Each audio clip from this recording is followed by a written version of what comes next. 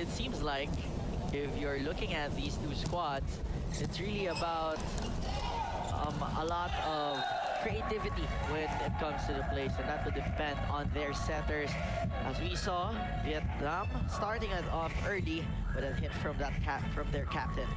Again, the team captain of Vietnam, 2-1 rallying his team, at makikita natin yung kaninang ginawa niya na looking right and then hitting left has been very effective for him. Yun na naman ginawa niya to get the first point for his team. Jump serve there coming from Team Vietnam, trying to answer back, and successfully doing so is Indonesia's Randu. Ito yung sinasabi natin na hindi natin nakikita sa Vietnam na kanina pa ginagawa ng Indonesia, these combination plays, and they really are utilizing their middle blockers sa atake. So, ngayon, kanina pala nung first set, hindi rin natin nakita yung effective plays. Ayan, puro outside yung nagiging attacks ng mga middles ng Vietnam. So, they have to adjust on their angles, and we want to see it here in the second set. Would you say that Team Indonesia's block is pressed too hardly on the side of Vietnam, that they have to be they're trying to be creative with their hits? Well, definitely the blocking of Indonesia has been intimidating for Vietnam because nakikita nga natin kanina pa outside, kahit magandang setup Yung iwas outside, oo. So, iwas. definitely na-intimidate din yung mga attackers nitong Vietnam. As you look at this replay setup job coming from Vietnam stand, going to that back set, manapilita Corrales, yung pagbali ng likod. Opposite setting. Kung nasan yung receive na side, babato mo sa kabila. And great point there. Yan din yung nakakalito minsan no, when you're on the other side of the court. Block na. Tapos like nangyari dito kay 2-1 kanina, not over yung palo niya. And now, Vietnam starting it off hot with some attack points, as Indonesia will try to answer back, and they do with Tamamilang. And that was a great anticipation by the blocker of Vietnam, 2-1. Pero the attack of Tamamilang was too strong. So, nakabuka yung block nitong ni 2-1 kahit nakatapat na siya doon. Kaya lumusot There's yung that atake. space that you're mentioning, yeah. They're in front of the blockers. Great serve there coming from Indonesia. They go to the open side on the side of Vietnam. Good coverage by the libero.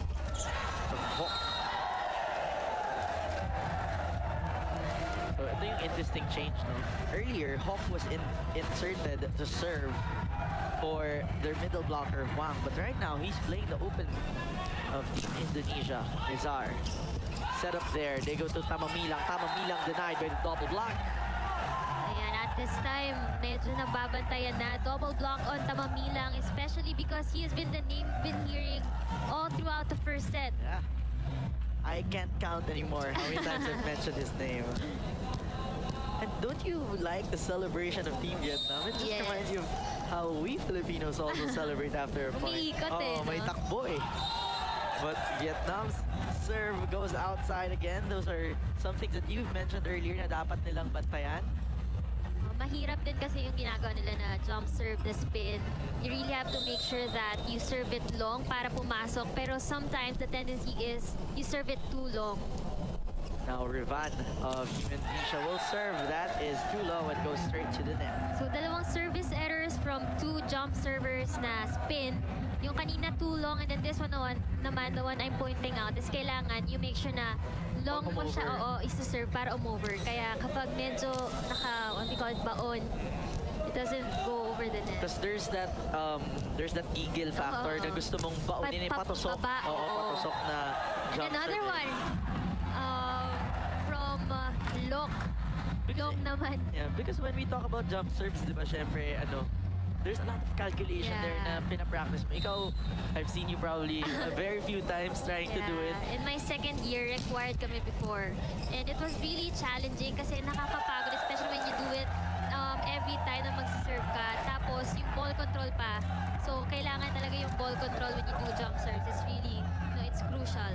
And speaking of the ball, they're currently using the newest FIVB ball, and I've heard from some sources, magaan nga daw, magaan.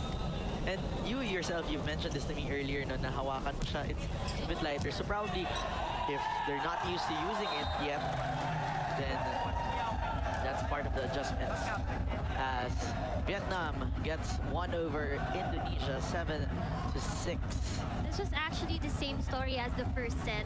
Vietnam leading and then nagkaroon lang ng streak of points ito Indonesia. That's why they were able to go to the technical timeout. We now see Vietnam's number 5-2 serving. Picked up there by the libero. They go to a quick, trying to adjust there. Let's see. But the point is awarded to the side of Team Vietnam. Vietnam goes into our Team Pilipinas after this, going up against Cambodia. But we continue our ball game here as they go to Team Indonesia's number 12, Rivan, with a back row attack. Na naman nitong ni Zar. Serve and a hit there coming from the captain of Team Vietnam, or rather their middle blocker, Huang. That tip, that soft tip, but it's very effective. Kanina, they tried it twice, although it sailed out. Pero ngayon, we've seen, I think, 2 points from their middle attacks. And that's good. That's the adjustment that they had to make coming in the second set. Vietnam now serves. They go up to the open side for Team Indonesia. That was SIGIT. Combination attack again from the Team Indonesia. And we can see here, itong Vietnam, they attempted a triple block. Nagpatong na yung dalawa, yung open hitter at yung middle blocker. But then again, Tamamilang too strong on that attack. That was a great combination for Indonesia. On the other side, they go to number 12, Rivan, who scores. Now it's Rivan who's making some noise for Team Indonesia. Like we said kanina nga, na-notice natin na babantayan na si Tamamilang. Now Rivan stepping up to get some load of Tamamilang. And to note naman sa Vietnam, we've seen a running attack the first time we saw in this game from their team. So ngayon kailangan na talaga nilang i-utilize yung mga iba pa nilang plays. As Vietnam hits the cross court on the other side, Indonesia answers with an overball that sails out for number 3. No check for SIGIT. But he's like requesting the coach to make a challenge. Let's see if the coach complies. There's a challenge on the call by Indonesia. There is a challenge. Block touch. First challenge in this match. Let's wait as to what. But from our angle, does it feel like there is a touch? It's hard to tell kasi ang taas talaga ng... Saktong-sakto ang pagtawag doon ng challenge. As play continues, point going to Team Indonesia. Ito, no unsure moments there. Vietnam. It's really overwhelming to see the respect of Indonesia to the team captain of Vietnam 2-1 dahil doon sa atake na yun, naka-triple block sila sa kanya, especially because he's been the one really making the damage for Vietnam. Now we're tied at 10 for these two squads. Serve coming from Vietnam. Indonesia answers back with SIGIT. I don't know if that was, the hang time of SIGIT, kaya walang na-touch yung mga blockers niya. I think we should also credit it to the set. It was a bit opposite fast. set. Opposite set na mabilis. Kasi kanina nung hindi slow-mo, we could see na sabay umangat yung blocker and si Rigit, pero lumusot din because of the angle as well as the hang time. Let's see how Indonesia tries to continue this. They go cross court, but that is out. Vietnam gets a freebie there, tied at 11. Again, that was a great set by the setter of Indonesia, si Nizar. Kanina niya pa pinupuntirya yung opposite side nila because it has been effective for them. However, yung error na yun, parang iba lang yung tunog, parang hindi tumama sa kamay talaga nung attacker. And we continue our ball game. Serve there coming from Team Vietnam. Indonesia goes to the opposite side and gets a score coming from Rivan. Umawi itong si Rivan after his error on the same side, on the same set. And again, talagang minamaximize Substitution nitong for ni Nizar Indonesia. yung Number 9 out, number 10, so far in the set. So number 9 goes out. Yuda goes out there. And entrance of a new player, number 10, that is Zulfi. Back here, Tamaminang, who was quiet in the second set, made some noise with that cross-court kill. And he manages to pull off a through the block hit kahit ayan nakatapat na sa setter. sa blocker nitong Vietnam. Ano kayang winning weights nito ni Tamamila? Feeling ko pag training baka sobrang bigat ng kinakabit niya mga weights, you know? Kasi we can see kanina nga, di ba natumba pa yung blocker nitong Vietnam. As game continues, we had Randu there on the serve. On the other side, they set up an opposite hit. Kukunin at Great save. susungkatin. Cross court, galing sa open side. It's too strong. That sails out for number 9 of team. Nagre-result na siya sa errors on side of Vietnam attackers. Again, misreception again. Naitawid pa rin ng team captain, and he managed to get a block from that rally. So Vietnam trying to find some life here. Substitution for Vietnam. Number 2 out, number 10, Ding Van Thu in. Now this was a familiar substitution that we noticed in the first set, yung pagpapalit Ng ng setters. setters coming from of course their setter who's number 2 Tan. Again, yung decision making kasi medyo hasn't been effective for Vietnam, kaya baka nagpapalit At the si coach ng second setters. technical timeout, the score That's is something that they're going to work out 16-12 in because favor of Indonesia is now Indonesia. in Malaga. Na for sure magsisigawan yan lahat mamaya. I'm pretty much excited as to how Filipinos will bring in the cheerful vibe that we have in our volleyball games inside the SEA Games as well. Syempre, kaabang-abang yung mga the really cute things that our fans do. But eto, there's nothing cute about that. It's all just smarts and Yeah. power. And again, only the bright spot for Vietnam has been their captain, 2-1. Kahit nasa back row siya, siya na rin talaga yung pinupuntahan ng setters. Well, Tutuan has been a name that we've been mentioning since set number 1. Not as much as Tamamilang in the first set, but still, he's been the lifeblood of this Vietnam squad. Vietnam gets a freebie from Indonesia. And we saw from that last rally, Vietnam attempted to set up middle again. Pero we haven't seen really the middle attackers na ina-attack yung bola talaga. We haven't seen them spike it. Yeah. So far, it has been drop balls from them. Soft And, touches. Oo, kaya nakukuha rin talaga ng defense ng Indonesia. And that is a stark difference to the side of Team Indonesia because we notice stronger hits from Team Indonesia. We just saw number 10 of Team Indonesia, si Zilfi, na kanina pa nag-iingay din. As serve comes from Indonesia, they go to a running hit. At There you go. yun, that changes the tempo a Yeah. bit for Tew. When they spike it, talagang mataas yung chance na makakuha ng score. Kasi kanina puro drops na nadidepensahan. Pero ito, great angle. It was a single block. And finally, the substitution of the coach of Vietnam working well for them. Kasi ito, nag-iiba na yung tempo ng laro ng Vietnam so far. SIGIT gets a hit from the open side. Yeah, again, a one-stop rally from Indonesia. Ang hirap din bantayan kasi when Vietnam focuses on a certain player, the setter of Indonesia goes to another.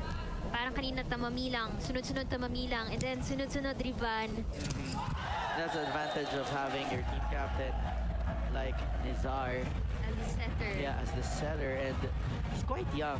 He's 25 years old, or turning 25 soon Yeah, she took... next week. Oh, wow. Dito siya magsi-celebrate sa Yes. Philippines. Yep, December 9, so exactly a week from now. It's probably the finals because the semifinals on December 8th. And we don't know if they'll be there, who's gonna be there yet, because it's still the first day of our competition. It's a long way to go. There's a lot of things and a lot of action that the SEA Games is offering here, and men's volleyball is just one of the really lucky sports that we get to see on TV. Yeah. And if I'm not mistaken, we have other games also being shown on our other platforms. We have weightlifting and Gymnastics. gymnastics also here in our set today. But looking at scoreboard, Indonesia just feeling some life from Revan. So it's just a 1-2 punch from Yeah. Indonesia so far. Revan or Tamamilang. Yes. And pag nakakadikit, kanina nakadikit na 1 point disparity na lang. Pero ito, pagdating talaga ng endgame, doon Bumibitaw. Oo, nagpo-pull away itong Indonesia because this has been the same story like I said in the first set. Pero sa dulo talaga, lumalabas yung mga veteran savvy nitong mga Indonesia players. At alam mo kung ano nakakatakot? They're not, Vietnam is the older team if you Yeah. look at it average. But Indonesia is playing so fluid. Just like in that last play, we saw those strong blocks. Yung combination play ng Vietnam nabantayan din. Maybe yung grassroots ng Indonesia maganda rin talaga. That's why they are very confident in fielding in young players in a very prestigious league such as the SEA Games. Yep, and if you actually look at the lineup, all these players are also club team members. So, talagang batak sa laro. Yes. And if we go internationally nga, di ba, they say it's really the men's division. It's quite popular compared to our Women. situation. Oo, yeah. ang Pero we're women's- going We're there. going there, yeah. Yeah. When you have Brian Bagunas, when you have Mark Yeah. Espejo, when you have Rana Nabdilia. And we have a couple of players being recognized internationally Yeah. as well. Of course, the two names that I've mentioned earlier, Yeah. they played abroad, but right now, it's been exchanges of points for these two squads in the second set. If you just joined us here, first set was a similar story, but let's see if Vietnam will change things up with their 2-point disadvantage. Let's see if they can catch up, but Indonesia just unstoppable with that last play. Let's look at that again. Nizar going up to that back row.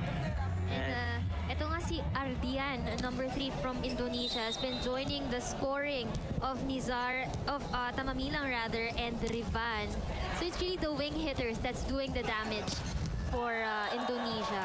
And ito naman on that last play, finally they got another point in that middle area from that middle Substitution attack. for Indonesia. Dito sa Number 1 Vietnam. out and number 17, Donnie Haryono in. Okay, so we've heard that Timeout, Tamamilang Indonesia. has been brought out, and entrance, you know, Mga naka-earphones, Oo, mga naka-airpods lahat, nag-ano na Oo. sila, focus, busy ah. pre-game. Nagka-tape na, tanganda na sa gilid.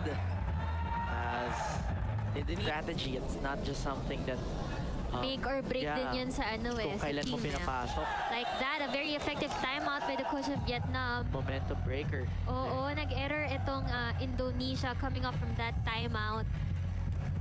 Yung mga coaches namin before, may rules sila na sinasabi na parang hindi mo dapat itodo yung serve sa, not really na parang hinaan, but parang control it first kapag first serve mo sa game, kapag after timeout. So those two situations. And then kapag pangalawang serve mo na, doon mo na siya parang lalaksan talaga. So it often happens kapag galing timeout na nag-error. Probably may Yeah, adrenaline kasi oo. na-excited na bumalik sa laro. But right now, Indonesia, set point advantage. Revan has been the name of the household in this second set. But there, you've mentioned it, the jump serve difficulties for Team Indonesia as we saw Haryano, Donnie. Probably jitters as well from the youngest player, Agil. A service error. They go up to the opposite side still, and Revan connect.